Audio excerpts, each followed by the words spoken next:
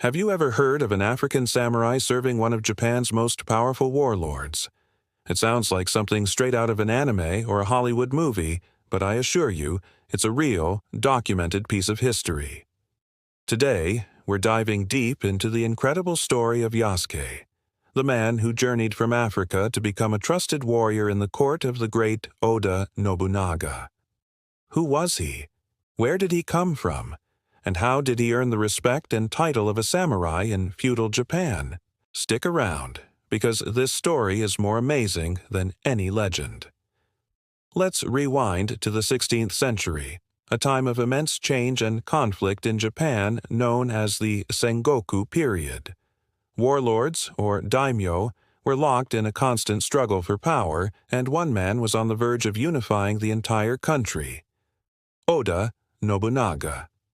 He was a brilliant, ruthless, and famously curious leader, known for his openness to new ideas and foreign technologies, like European firearms.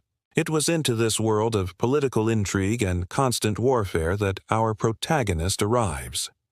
In 1579, a ship carrying an Italian Jesuit missionary named Alessandro Valignano docked in Japan. But it wasn't just Valignano who turned heads. Accompanying him was a tall, powerfully built man from Africa, whose name was recorded by the Japanese as Yasuke.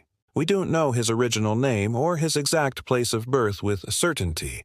Theories range from Mozambique to Ethiopia or Sudan, but his arrival in Kyoto, the imperial capital, caused an absolute sensation. Picture this.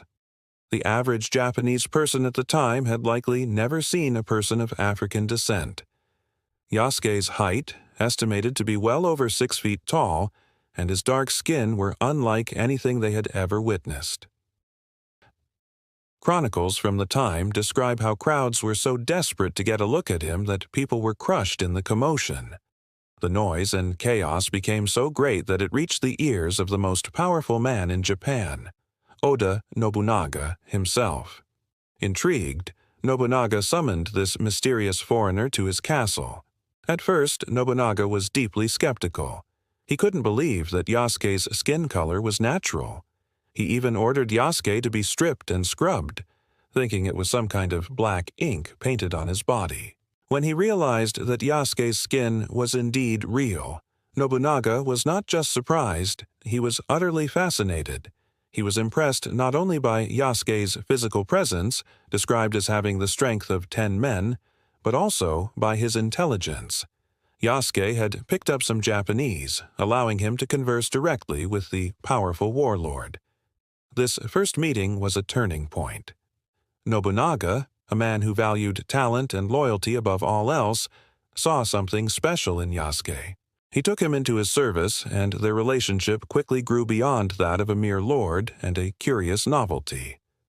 Nobunaga treated Yasuke with remarkable favor, frequently dining with him and bestowing upon him gifts, an honor reserved for his closest confidants and high-ranking samurai. Within a short time, Yasuke's status skyrocketed.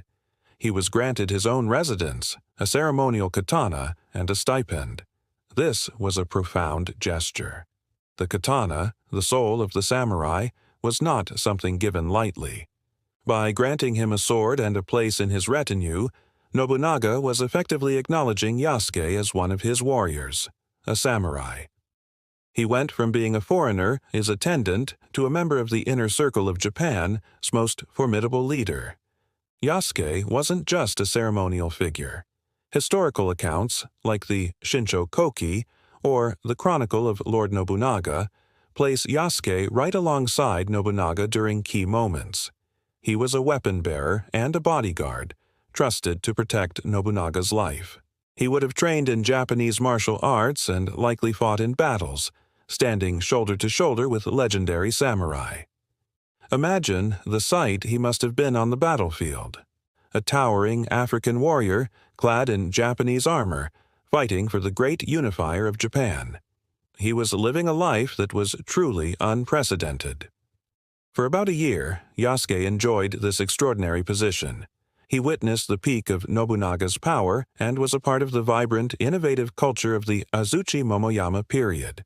He was present at Azuchi Castle, Nobunaga's magnificent fortress that symbolized his power and vision for a new Japan.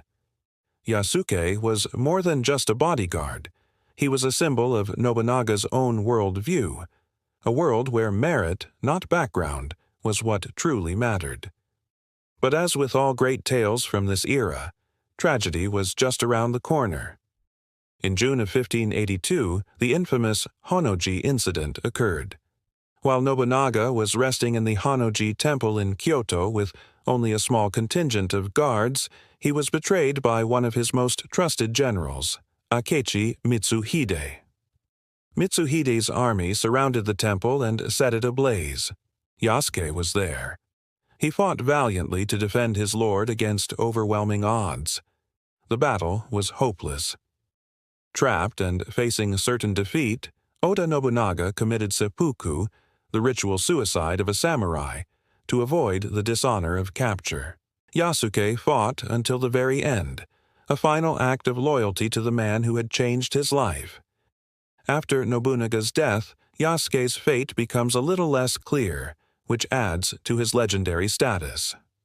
Accounts say he managed to escape the burning temple and made his way to Nobunaga's heir, Oda Nobunaga, who was also under attack nearby. Yasuke continued to fight alongside Nobunaga's forces, but they too were defeated. Akechi Mitsuhide's men captured Yasuke. When Yasuke was brought before Akechi, the traitorous general was faced with a dilemma. What should he do with this foreign warrior? According to one source, Akechi dismissed Yasuke, stating that he was not Japanese and just an animal, and therefore didn't understand the honor of dying in battle. He ordered him to be taken back to the southern barbarians, meaning the Jesuit church. It was a demeaning statement, but it ironically saved Yasuke's life. And after that, the historical record goes silent. We don't know for sure what happened to Yasuke. Did he return to the Jesuits? Did he find passage on a ship and leave Japan forever? Or did he, as some romantic theories suggest, become a ronin, a masterless samurai, and disappear into the Japanese countryside? This mystery is part of what makes his story so captivating. His documented presence in Japan was brief, only a few years, but his impact was monumental. Yasuke's story challenges our entire perception of samurai culture and a historically isolated Japan. He was a man who transcended race, culture, and continent to earn a place in one of history's most exclusive warrior classes. He wasn't a myth or a fictional character. He was a real person, whose life is a testament to the fact that history is often far more complex and fascinating than we imagine. From an unknown origin in Africa to the highest echelons of Japanese power, Yasuke's journey is one of resilience, respect, and loyalty. He remains the first and, as far as we know, the only person of African origin to be granted the title of samurai. His story has been rediscovered in recent years and has inspired books, anime, and films, finally giving this incredible warrior the recognition he deserves. So, the next time you think of samurai, remember that their ranks were not just limited to the heroes you see in movies. Among them was a man from Africa, a warrior who earned his sword and his honor through strength and loyalty, forever etching his name into the annals of Japanese history. What do you find most fascinating about Yasuke's story? Let me know your thoughts down in the comments. And if you enjoyed this journey back in time, please give this video a thumbs up and subscribe to the channel for more incredible stories from history you thought you knew. Thanks for watching, and I'll see you in the next one.